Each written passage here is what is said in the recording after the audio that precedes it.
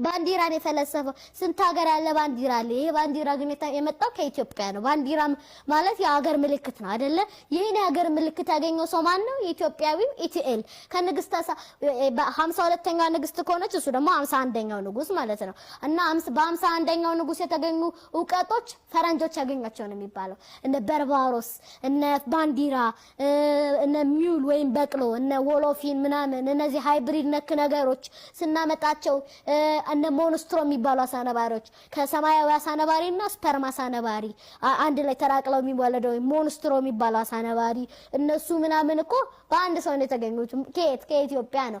በዚህ ሁሉ ብንኮራ እና ያን ሁሉ ብንጠቀም ብዙ ነገር እኮ መድረስ እንችላለን። እኛ መጀመሪያ የኛ ከሰራን በኋላ የሌሎቹን እንጠቀም። የሌሎቹን ኮምፒውተር ምናምን አንጠቀም አላልኩም፣ ግን የራሳችንን መጀመሪያ እስኪ ራሳችንን እንመርምር እንጂ ለምሳሌ ጀርመን መጀመሪያ የራሳቸው መሰረት ከሰሩ በኋላ ነው ሌሎቹ መውሰድ የጀመሩት። እኛ ግን መሰረት ከሌለ የት እናስቀምጠው?